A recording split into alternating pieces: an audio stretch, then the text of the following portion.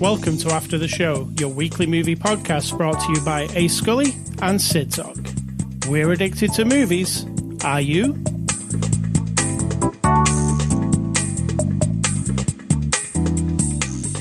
Hello there and welcome to After the Show. Hello, Sid Talk. How are you? How am I?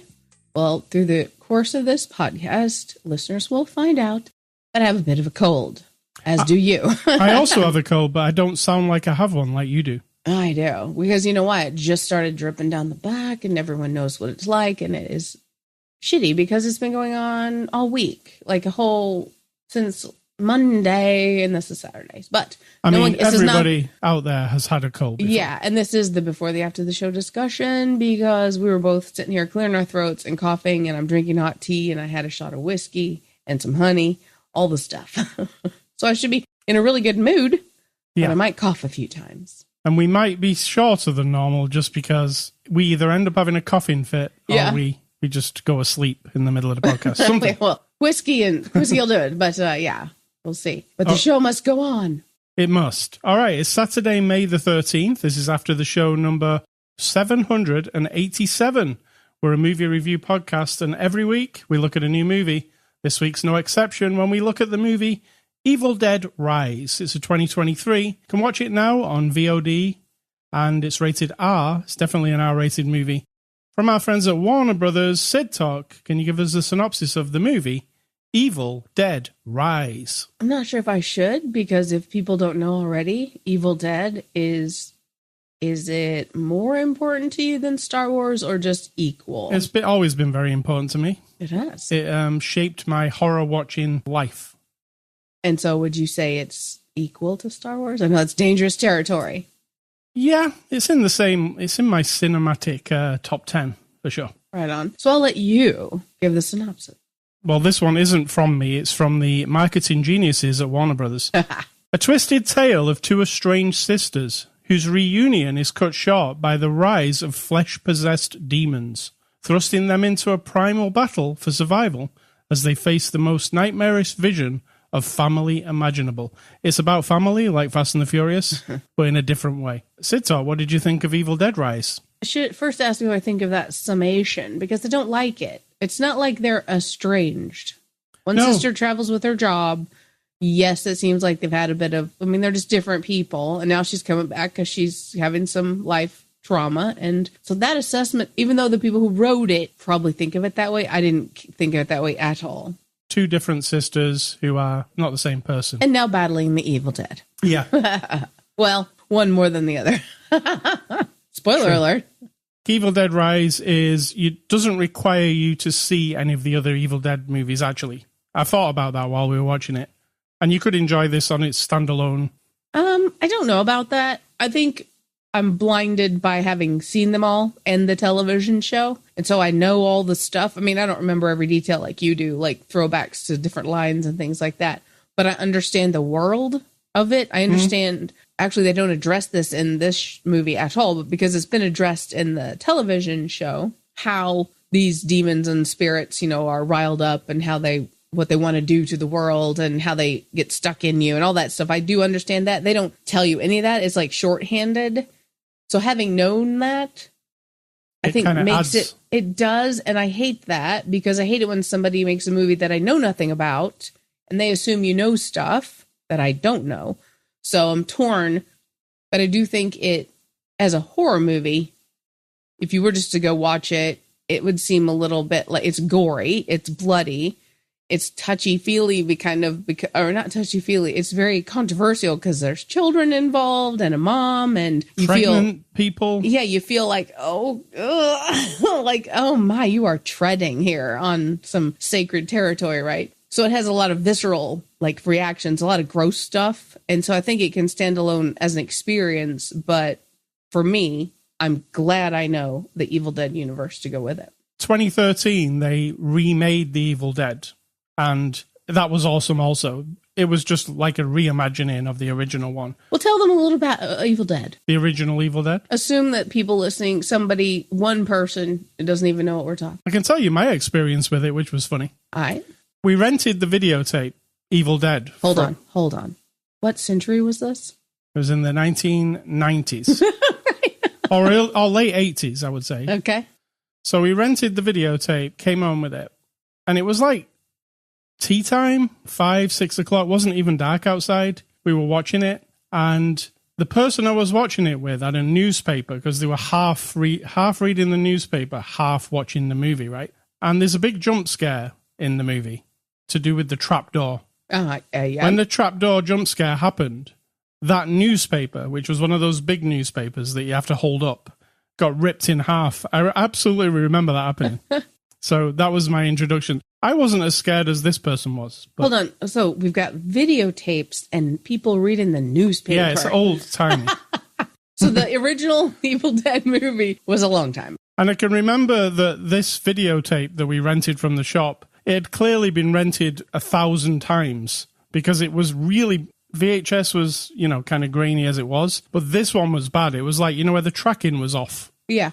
It kind of added something else to it for me. It makes it in my memory feel like this grimy kind of thing. Like found footage or something. Yeah. Like some, I don't know, but it really impacted me. And then I immediately wanted to watch as many horror movies as I possibly could. So that was the beginning of your horror journey. I think I'd seen The Exorcist already and The Omen, but that was about it. I think those were my beginning. For me, definitely. The Exorcist, The Omen, The Shining, those were all my introduction because I'd watch them late at night on the television channels. I didn't have cable or anything, and we didn't really rent videos till later in the 80s. So I jumped right in, and then my mom started taking us to Friday the 13th and Halloween movies at the theater just when I was a kid, when all the grown-up had to do was buy a ticket, which was $1.75, by the way, or $2.25 for the main show. We're really going back in time here. And she just had to buy the ticket, walk around the corner with us, and then she would leave. Right. The people who worked there didn't care. It was just that thing, right?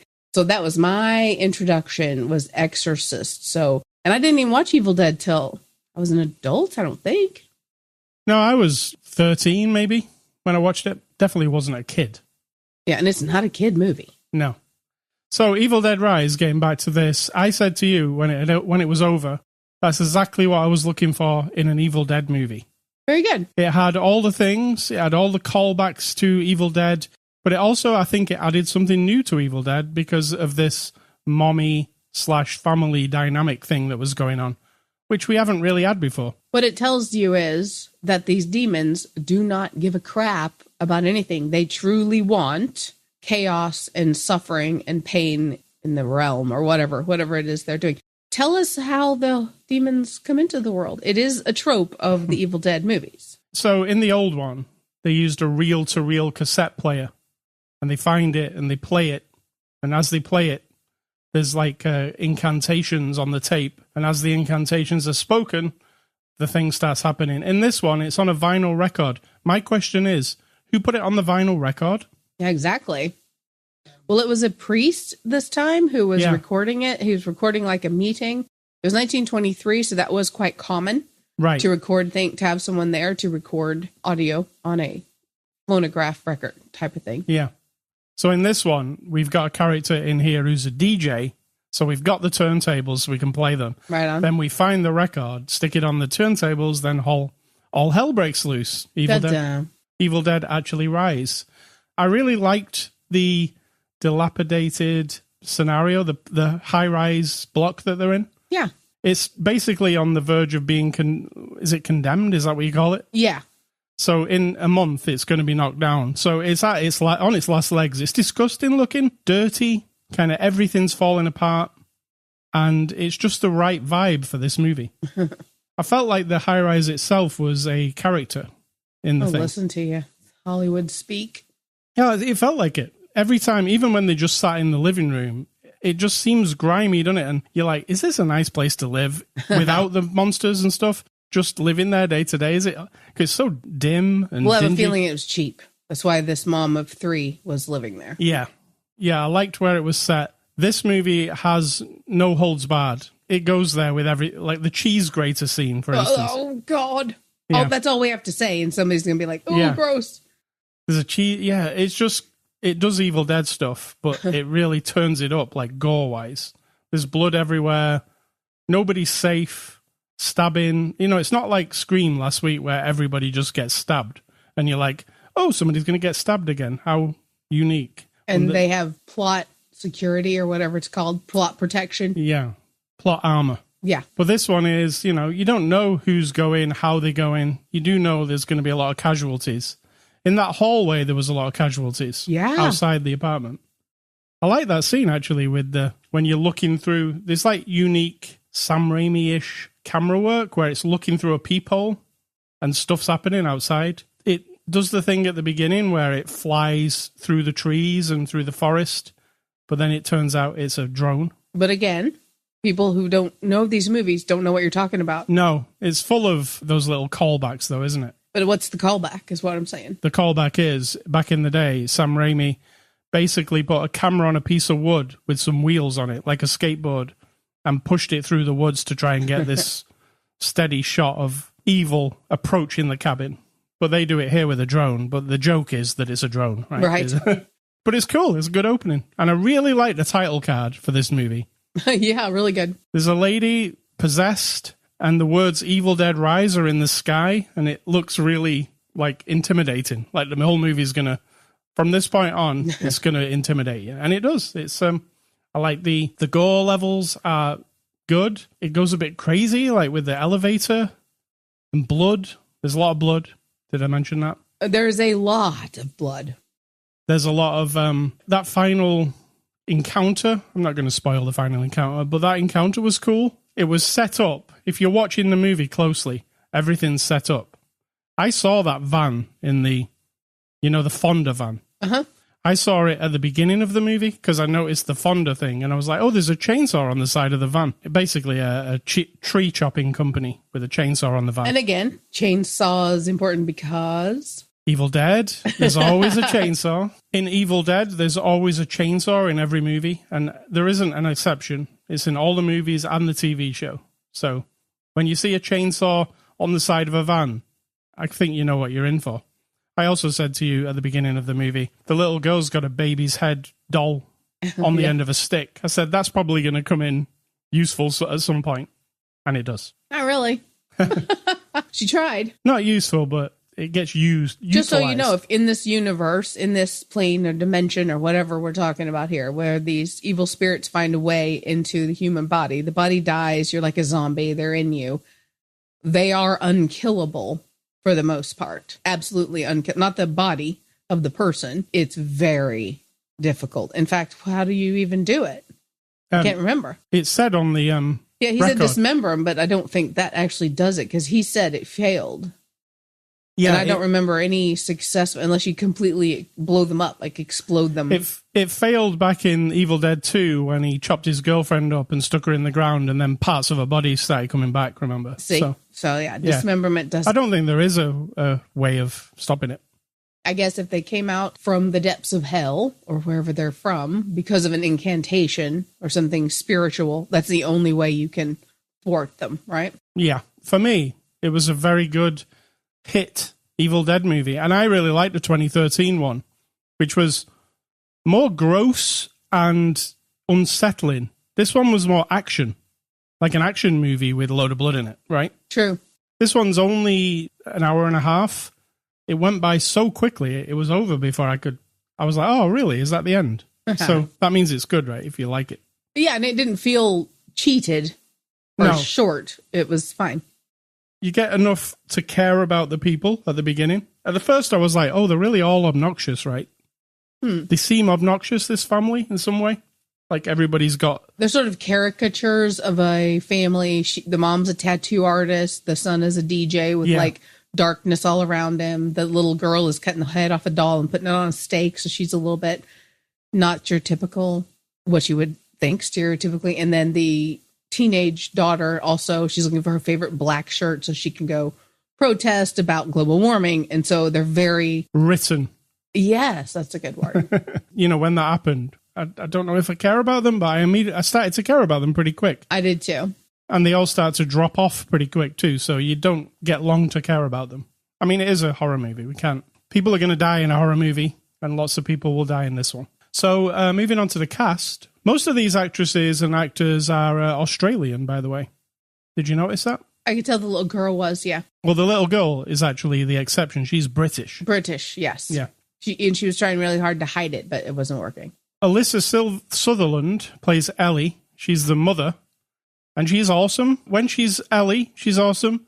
And when she's the demon, she is, like, I'll never forget that face. Yeah, she was really good. And she, you know, when she did that thing in the bath where she, like, jumped up and she was holding onto the walls? Yes.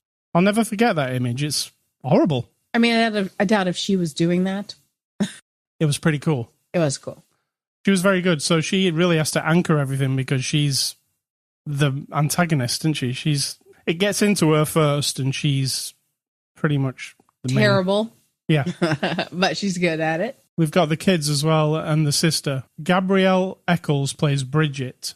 Bridget's the sister, right? No, Bridget's the oldest daughter. Oh, the oldest daughter. She goes through some shit. Yes.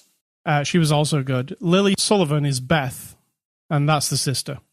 Correct. And now the sister is our, like, Ash Williams kind of character. She's the badass, right? Correct. I did find that she wasn't a badass for a long time, and then a badass all of a sudden. It wasn't really all of a sudden. It was just sort of like, I mean, I felt like it was the good pace, because at some point during that night, you're going to get some kind of like, holy crap, I am not putting up with this shit. Like, this is real, bad shit's happening, and now I'm over it, and I'm stepping up, you know what I mean? So I felt like it was just right. Yeah. And finally, Nell Fisher as Cassie. She's the little girl. And the little girl had to witness some horrific things. Yeah.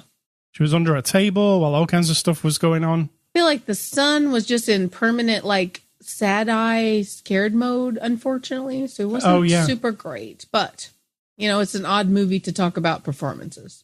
This is directed by Lee Cronin. He directed a movie called The Hole in the Ground, which is a horror movie, which Sam Raimi saw and said, I would like that person to make an Evil Dead movie. Oh, wow. So that's how this came about. I really like the directing. It's got a lot of unique camera work, practical things going on everywhere. You can tell cameras up in people's faces and eyeballs flying out. And you read that most of it is practical effects, too. Yeah, that was one of the rules, that they didn't use much CGI. There probably is some, right? Yeah, but I don't know, though. They're old school, those Raimi people. I feel like even that creature, let's say, was probably a puppet or something. Yeah, that's what I thought. Yeah. And it looked cool. It was disgusting. Pretty good directing. IMDb reviews, what are those? Those are reviews that people go on to a website. You see, it's the modern world now. It's not back in the day of videotapes when you'd watch a movie and then you'd take it back to the store and then you just put it in the box and you'd walk away. And then your friends go, how was it? And you're like, it was all right, or it sucked, or whatever. And then life went on. Now, anyone at any moment of any second, in fact, in the first 5 minutes of a movie in a theater, can bring out their stupid phone. I love my phone, but I'm saying this person has a stupid phone because they'll start typing. This movie is the dumbest movie I've ever seen. This movie should never exist. I want my 2 hours back, right? Or whatever the thing is. And then they put them out here on the IMDb. And then you like to go make fun of the 1-star reviews. All right, so the first person says, zero entertainment, all disgusting. Disgusting, yes, but also entertaining. Let me start off by saying that I'm a horror movie buff. I absolutely love all things spooky and scary, but this is the worst piece of cinema I've ever seen. The worst ever. I love that one. It's a classic. Blood and gore is one thing and can sometimes really make a movie, but the lengths that the creators of this film went to disgust the viewers is above and beyond. That's exactly what it is. That's what they were going for? Maybe they've never seen Evil Dead. I recommend skipping it altogether and definitely skip out on the snacks. Never recommend that someone doesn't watch a movie. That's just rude. Second guy says, total snooze fest. Nothing to see here. They've capitalized off the Evil Dead name and brought no thrills. Awful. Awful.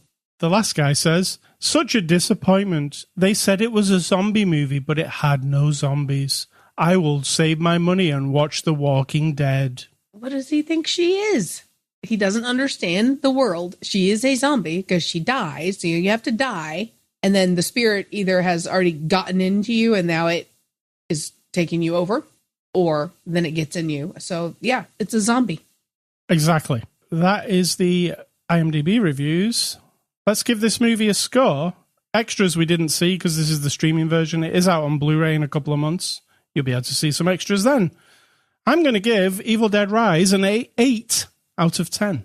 Holy crap. Well, I would not expect you to give it anything less than an 8. I'm surprised you're giving it just an 8, but I will give it a 7.8 because I'm right up there. I think it's entertaining. I like the world that it's in.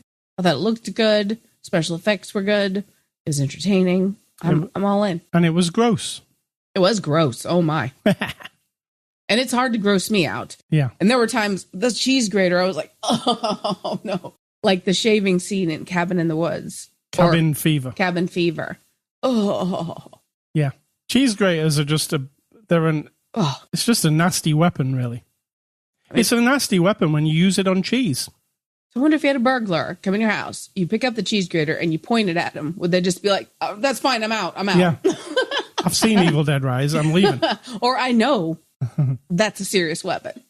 Yeah. I'd like to know which other movies have used a cheese grater as a weapon, because it can't be the first time, right? It can't be. Yeah, that's Evil Dead Rise. Thank you to Warner Brothers. Next week, we're looking at Ben Affleck's new movie, Air. You know this one? Mm-mm. It's the story of Nike, starring Ben Affleck. So we'll look at that next week. Oh, and Matt Damon, actually. Movie recommendations, I'm going with some simple ones for you. Evil Dead, the original, and all of the others, and the TV show. And Peter Jackson's Dead Alive, a.k.a. Brain Dead, depending on which part of the world you're from. Mm-hmm. I was thinking of a movie with lots of blood in it, and Dead Alive, even though it's 30-odd years old, is still one of the most bloody movies you'll ever see. Definitely. The lawnmower. Yep. So Evil Dead and Dead Alive. And my recommendations are all science fiction. I started at the beginning of this century or millennium, so I am up to 2011 with Super 8, which was really fun.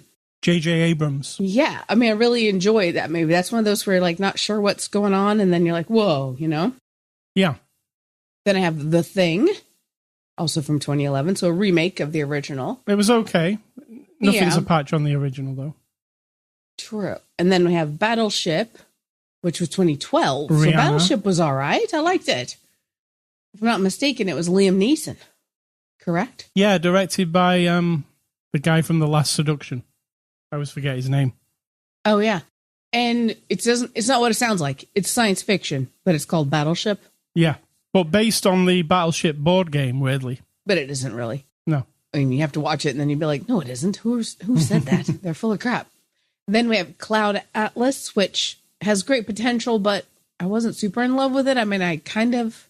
Wachowskis. I get it, and it was a little mind-bendy, but then it wasn't, you know, unfortunately. And then John Carter, which I think was all right, but it didn't really go anywhere, did it? John Carter from Mars. That was the original thing that kind of George Lucas based Star Wars on. So, there you go. Well, not this 2012 movie. No, the original John Carter from Mars. Right. All right, Ace Scully stuff. I have been playing some retro games this week. And I've mostly been playing... I know this week the new Legend of Zelda came out on the Switch. But screw that. I'm not playing that. I'm playing Legend of Zelda Minish Cap on the Game Boy Advance. Nice. It's the top-down, old school Zelda. And it's really fun. What I realized playing it is Nintendo are the masters of puzzles.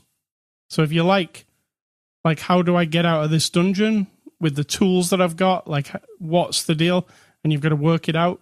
This is the game for you. Because it's all about trying to figure out how to get to the next room using the capabilities that you've got. And then when you do get to the next rooms, you might get something new that you can do. Like, I've just got the thing that you can open. Like, you can basically, it's like a vacuum cleaner. You can suck things out of holes. So now I can suck things out of holes and go into the holes where I couldn't go before. So right.